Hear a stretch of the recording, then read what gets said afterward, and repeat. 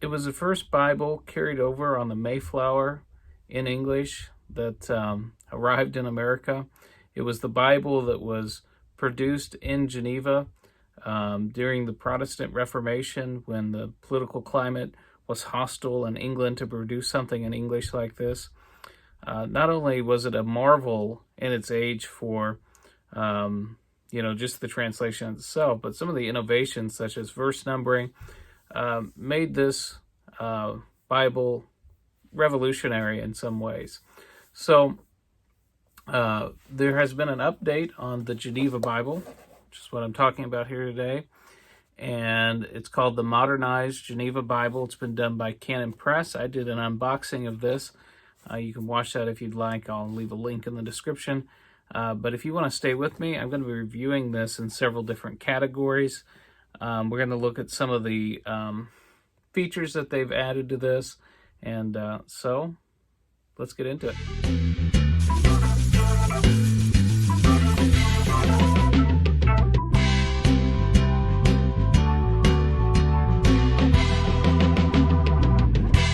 So this edition comes in this nice box slipcase, and it's broken up into several different volumes. This contains the New Testament. It's a very nice slipcase. It feels pretty sturdy. I mentioned in my unboxing that it also comes with a very nice reading plan. And I think this sort of falls in line with the recent trend to be doing the kind of breaking up the Bible into various more traditional little booklets that people can read in. They've done this in like journaling Bibles. I kind of think the idea behind this, so if you're not aware, Canon Press is associated with Pastor Douglas Wilson in Moscow, Idaho. And Pastor Wilson tends to stir up controversy here and there. He was famous for his debates he did with Christopher Hitchens. I like the guy. He's very interesting. And I've learned some things from him. I appreciate his ministry. But he is a TR advocate. That is, he advocates a more traditional line. And the Geneva Bible is a Bible that's based on the Textus Receptus, that is the Greek text. This came out, I think, about 50 years, maybe a little bit more, before the King James Version. And so let me just talk to you a little bit about the physical qualities of this. And I'll move up a little closer. These are stuck in this slipcase very tightly. So that's a good thing. It holds them sturdy. But it also makes it, if you're taking these in and out, they're not easy to just slip. You know, if you've just got one book out, it's not entirely easy to get it put back in unless you kind of pull back the slipcase a little bit. Not a big deal at all, but just something to take note of. I'll show you on the cover's done very attractively, and then even the back of it's got that emblem, which you can see right here. So that's really nice. So very nicely done. You've got a lot of margin space here, and I think that's really nice, so you can write in the text. Let's kind of zoom down on the text itself, and we'll do some, not very many, but I'll do a couple translation comparisons between this and the King James Version, which you might be more familiar with. So you kind of get a feel for how this is, and I'll talk to you a little bit about what they've modernized as well, okay? So let's zoom down on it. Okay, so just looking at this, I don't know, we might be looking at about maybe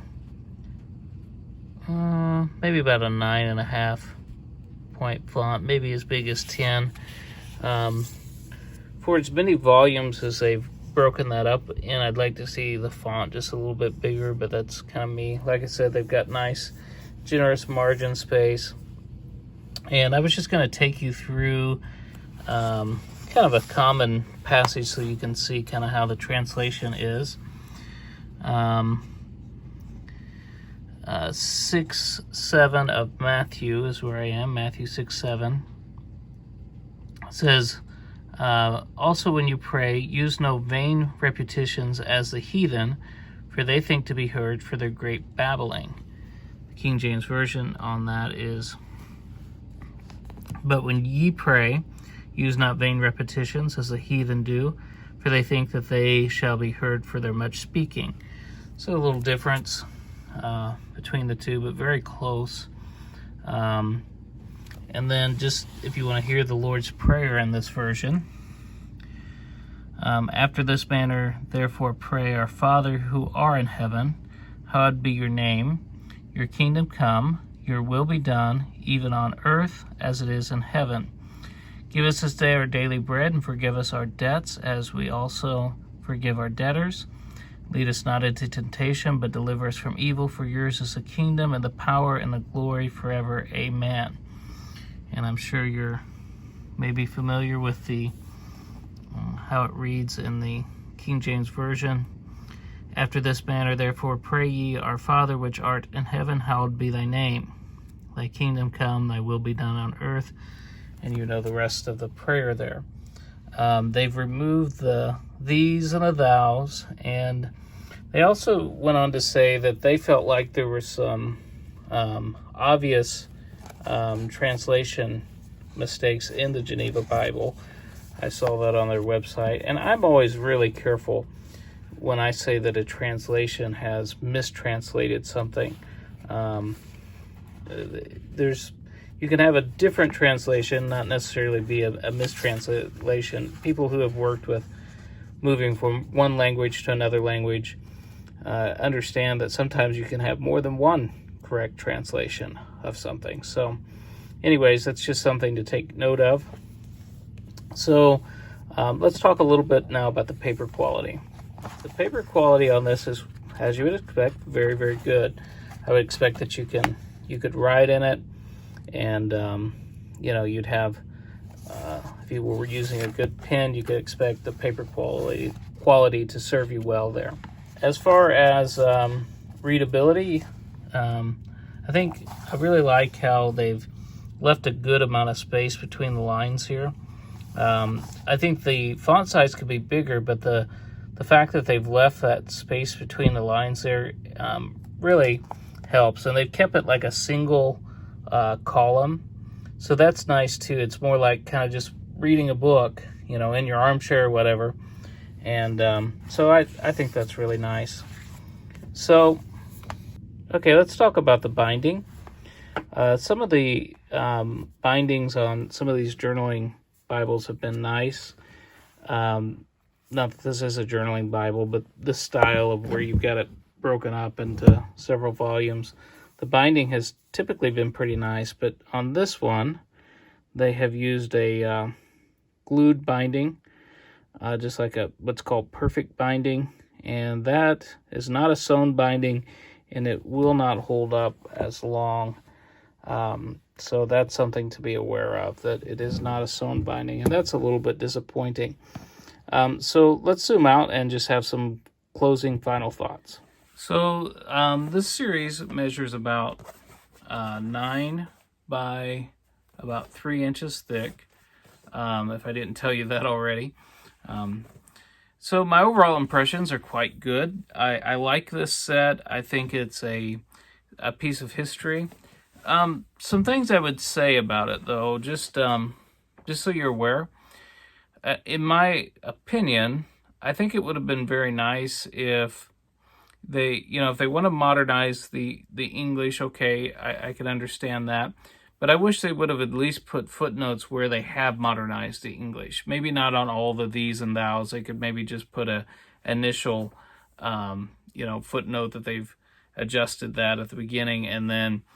But some of the words that they've changed, I think it would have been nice to have a footnote and at least show what the original word had been.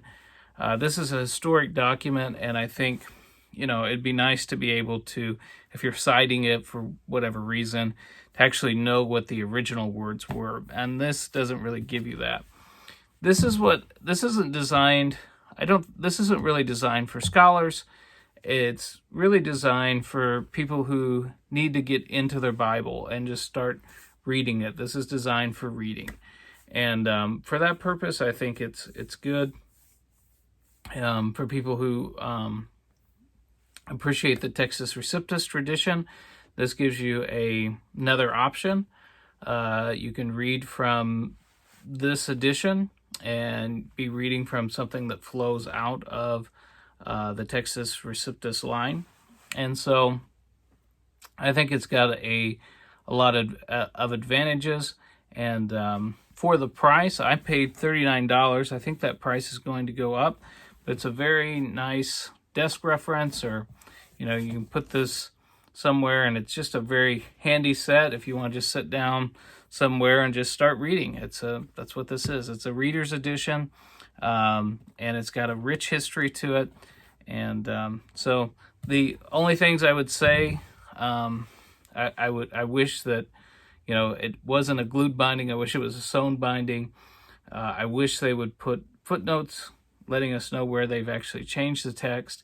But for the audience that they've designed this for, that just might not matter. Their goal is to get people into the text, and I think that's a very noble goal. And so I really want to tell everybody, I really appreciate you watching.